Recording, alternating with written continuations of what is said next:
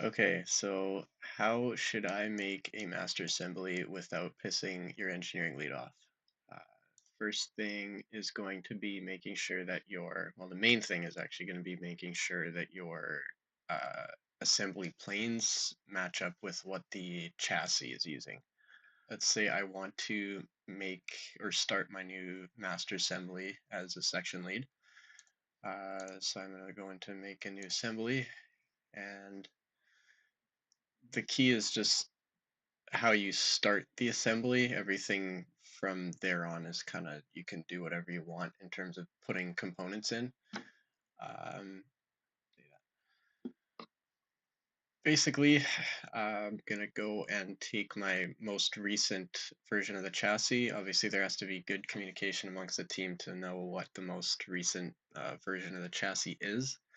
Um, but if there's edits being made to a certain part in the OneDrive, the best thing to do is to go into the PBR, whatever your OneDrive, and pick out the chassis model that is most recent. I don't think this has ever been done in the history of the team, at least during my time, but if the in the case that we're using OneDrive, obviously these models are all accessible through the cloud to everyone. I guess this goes for any kind of cloud file sharing, PDM, whatever you want to call it. But if the chassis lead were to make a model called chassis current or whatever, basically just keep the same name of the chassis model, and if they were to copy and paste that current chassis file and keep the copy that they just made as a previous iteration and rename that as whatever iteration, and then make any edits to the chassis current file. If you were to be adding that chassis current part file as the like into your assembly, then any edits that the chassis lead makes over time will automatically be put into your assembly. Obviously, that might break things like mates and whatever else, but the chassis will stay in the same place since you fixed the planes to where they should be. The chassis model that is most recent and open that and make that the first part in your assembly. So this is basically just going to be reference for you to where to place your parts. I feel like most sections this is useful. Sections like brakes and uprights, maybe not so much since you're more interfacing with suspension and whatnot. But every sections from powertrain, engine, controls, things like that, they're gonna be like, this is gonna be useful for you to actually have the chassis in your model and in a good spot. So what you don't want to do is just drag and drop the model in, because that is just going to put in any kind of random place. See, my top plane is all the way over there. Um, Whereas if I were to take the same model and just click the check mark, it's going to align the planes of the part, in this case the chassis, with the assembly planes. So my right plane is where my right plane is on my chassis, and everything is aligned. When you do that, when you place any first part in an assembly, it'll automatically fix it. That's what the little F is there for. If I don't want it to be fixed, then I can float it. Now there's a little dash. Now I can move it around however I want. Um, and in this case, then I can go ahead and mate my planes. Um, but why would you do that when you can just click the check mark? Basically, what I'm trying to get at is click the check mark, um, click the check mark. That's really it.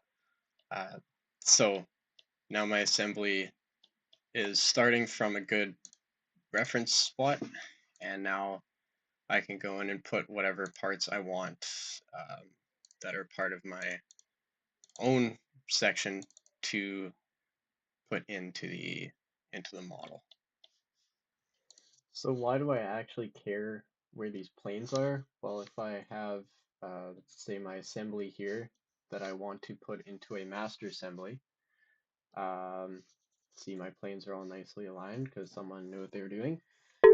Um, if I want to put my section assembly into the master assembly, let's say this unsaved assembly with just the chassis is me starting a master assembly. If I click on my assembly that I have, I can either drag and drop it like a moron, or I can click the check mark and my chassis are perfectly aligned with each other without having to think about anything, which inherently means that all of my parts are also aligned.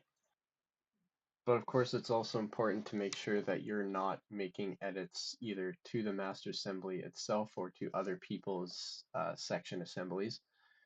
Uh, Mainly, this is to do with mates, so make sure that you're not mating your shifter to something that is outside of your section assembly, for example. So especially make sure that you're not adding individual parts to the master assembly. So I wouldn't be adding this one bracket to the master assembly, obviously. I would want to add it to my section assembly and have it be reflected in the master. So basically, I don't want to see one of my parts at the same level as the chassis or this assembly. I want to see it within my assembly.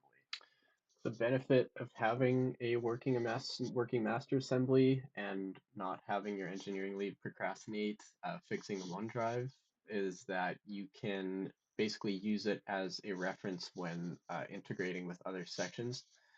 So if I want to make sure that my shifter here isn't going to be interfering with any of the electrical components going on this side of the car, then assuming my engineering lead is doing a good job of keeping the master assembly updated, as well as my other section leads, then uh, I would be able to open the master assembly, see where all of their electrical components are, or even bodywork, uh, then I can make sure that my brackets and whatever else aren't going to be interfering.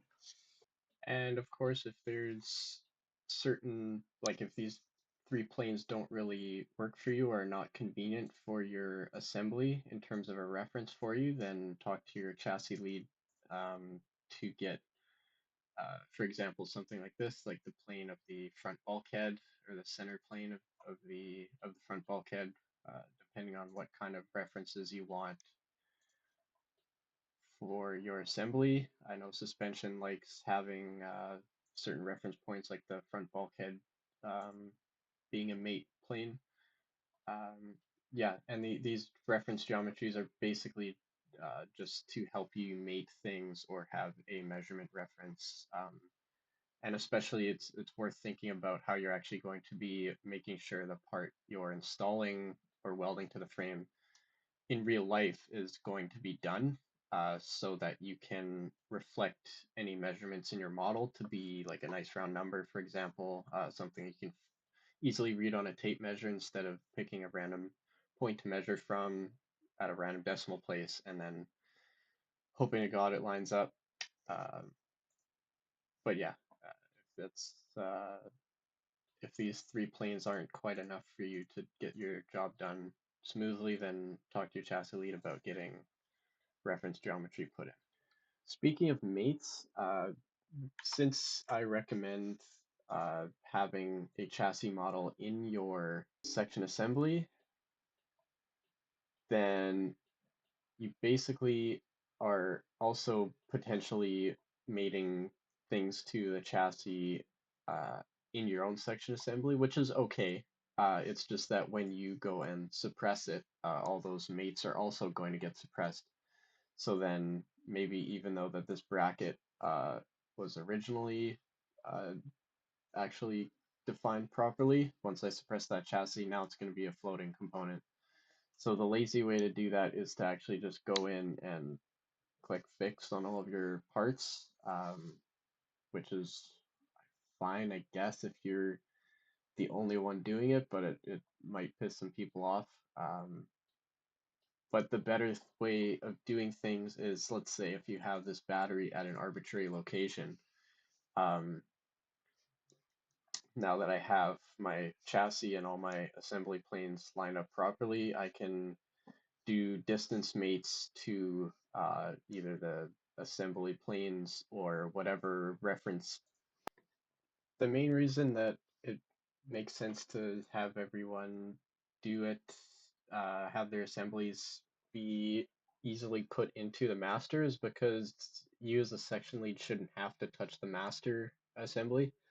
Uh, just you're pretty much only responsible for putting your own sections assembly together, and then it's engineering lead's job to compile all of those into the master assembly. So the reason it helps you is because I'm not going to screw up anything with putting your assembly in the wrong spot.